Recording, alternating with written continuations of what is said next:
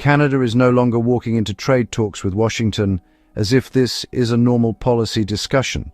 Ottawa is preparing for a political fight, an economic fight, and possibly the biggest test of Canada's relationship with the United States in years.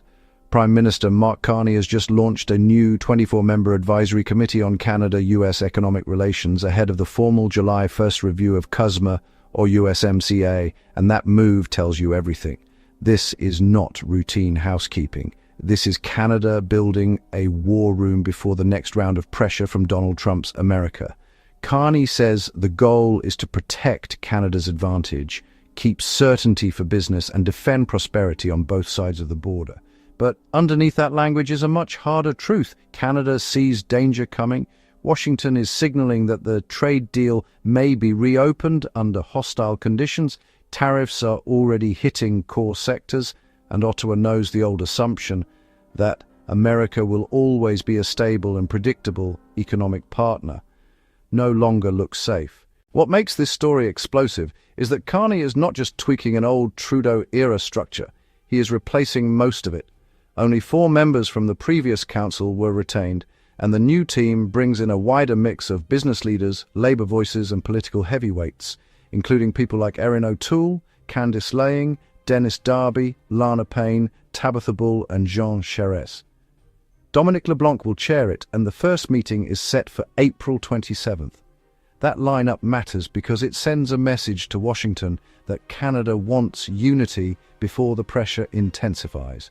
Ottawa is trying to show that this will not be handled by one party, one ideology, or one narrow industry lobby. It wants to walk into the review backed by manufacturers, unions, Indigenous business voices, and former national leaders. In other words, Carney is trying to turn trade defense into a national project. That alone tells viewers how serious this moment is, because governments do not build broader advisory structures like this unless they believe the next phase of talks could hit jobs, investment, and national confidence all at once.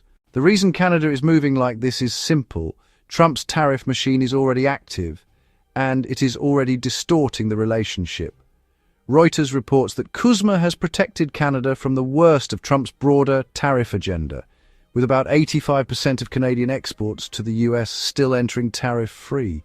That shield has been one of the biggest reasons Canada has avoided a recession. But the sectors outside that protection are being squeezed and pressure is growing.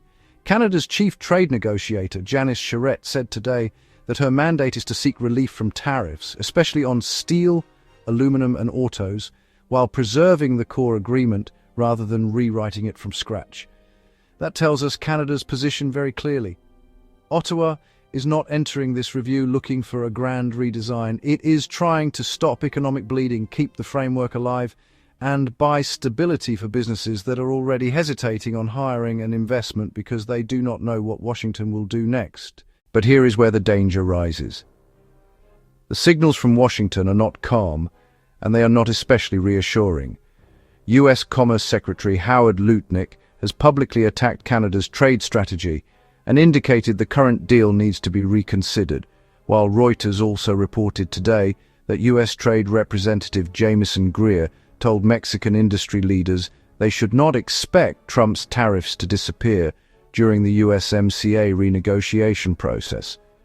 That matters for Canada, even though the comment was directed at Mexico, because it reveals how the administration is thinking. These tariffs are not being treated as temporary leverage on the road to compromise. They are being treated as a new normal, or at least as a long-term weapon. So, when Canada says it wants tariff relief, and Washington signals tariffs may stay, you immediately see the collision coming. Canada wants predictability. Trump's team wants leverage. Canada wants to preserve the agreement. Trump's people are openly talking as if the agreement itself is up for harsher reconsideration. That is why this review may become much more than a technical checkup. It could become a full power struggle over who sets the rules for North American trade. This is also a much bigger story than tariffs alone.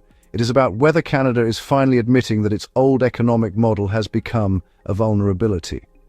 The Guardian reported that Carney has warned Canada's traditional ties with the US have become a weakness, not just a strength, and that his government is looking to diversify partnerships while defending national interests.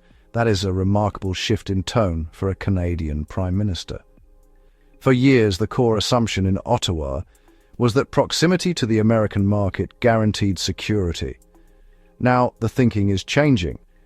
If the White House can use tariffs on steel, aluminum, copper, lumber, autos, and other strategic sectors as recurring instruments of pressure, then dependence on the US stops looking like a blessing and starts looking like exposure.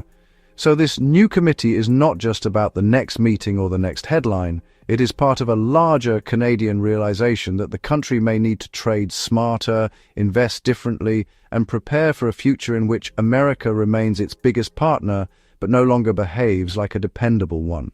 So the real story tonight is not simply that Mark Carney formed another committee. The real story is that Canada is bracing for a confrontation it can no longer afford to underestimate. The formal CUSMA review begins July 1st. Canada's negotiating team is already saying tariff relief is the top priority, and Washington is sending signals that hard pressure may continue rather than ease. That means the months ahead could decide whether North America stays inside a rules-based trade framework or slides deeper into managed hostility, where tariffs, threats, and political theater replace trust.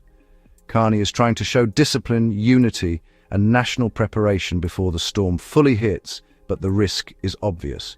If Trump treats the review as a chance to tighten control rather than rebuild confidence, Canada may discover that this is not a negotiation over details.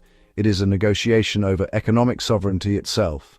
And if that happens, this will not be remembered as a normal trade review. It will be remembered as the moment Canada realized the next battle with Washington had already begun. Thank you for watching. Please like, share, and subscribe to our channel for daily updates. Until the next time.